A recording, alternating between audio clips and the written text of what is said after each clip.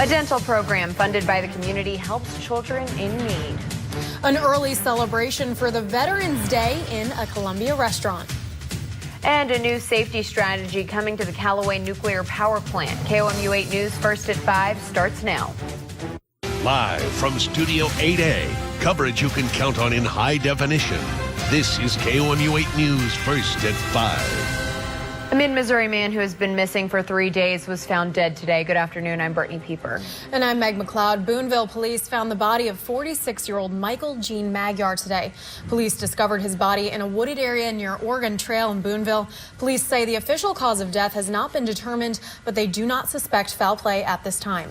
Missouri voters could face 2 tax decisions next year. The November 2014 ballot could feature a proposed 1-cent sales tax increase for transportation. The ballot may also include a proposed income tax cut. If both measures make it to the ballot through the initiative petition process, they could command most of the attention in next year's election. That's because for the first time since 1990, Missouri's general election ballot will have no candidates for president, senator, or governor.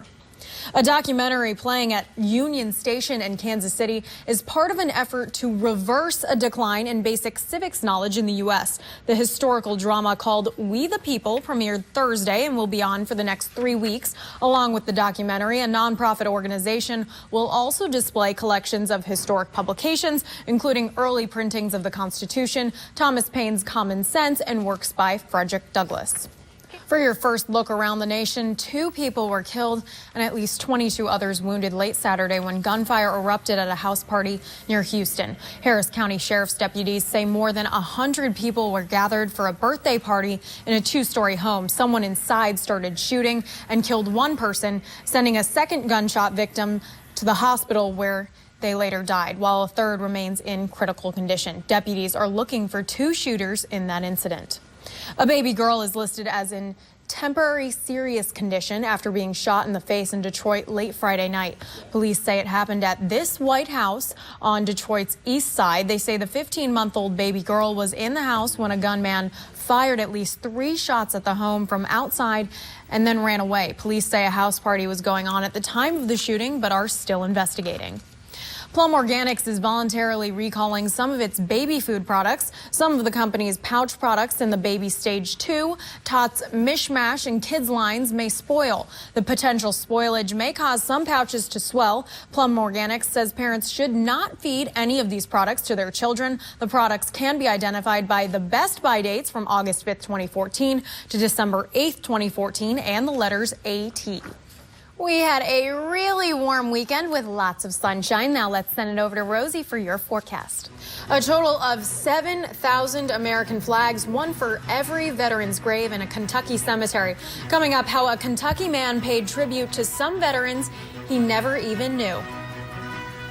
And right now you're taking a live look over Sedalia. It is 5:07 and this is KOMU 8 News First at 5, coverage you can count on. To the 50s, potentially even the low 60s again. So it's just an absolute roller coaster that we're planning on over the next few days in total. And we are definitely going to keep you posted on that chance of a wintry mix because it's going to be the first time we've seen it all fall. All right.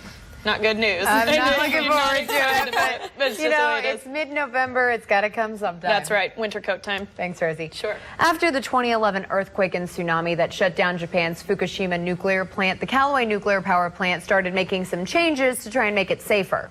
A new safety strategy called Flex could help cool down the plant if current systems fail. KOMU 8's Ashley Arp has more on the changes. According to Nuclear Engineering International, all U.S. plants must make these changes by December 2016 or before 2 refueling cycles pass. For more information on the changes at the Callaway Power Plant, visit our website at KOMU.com. An early celebration for Veterans Day in a Columbia restaurant. After the break, how the event will also benefit local charities. Both Thanksgiving and Veterans Day came early for some mid-Missouri vets this year. Bennigan's in Columbia served up a free Thanksgiving lunch feast today. All of the food was donated and staff volunteered their time. Bennigan's employees say they were overwhelmed by the veterans' gratitude. They can't stop saying how great it is. They're really appreciative of it. We're supposed to have another busload coming here sometime soon. We're hoping to do 200-300. Looks like we'll be lucky to do about maybe 150, 175, which is great. The restaurant has also been collecting donations over the last month to give to the Wounded Warrior Project. Bennigan's is interested in doing another lunch in 2014 after this year's success. Following the feast, all of the leftover food was delivered to local charities. On this Veterans Day weekend, people across the country say thank you and pay their respects to servicemen and women. One Kentucky man paid tribute to those who sacrificed their lives by placing a flag on every veteran's grave at the Cave Hill Cemetery. Scott Adkins has more on this patriotic commemoration. Frederick Moore serves as the executive director of a Louisville-based organization called Flags for Vets. He says the organization has placed American flags on the graves of U.S. veterans in 40 states. The founder of an animal rights foundation committed suicide this week, taking the lives of several small rescue dogs along with her own. Kristen Anderson reports on this tragedy and the animal activist community's struggle to understand it. Police say the dead bodies were found on Monday, but are not sure how long she and the animals had been there before they were discovered.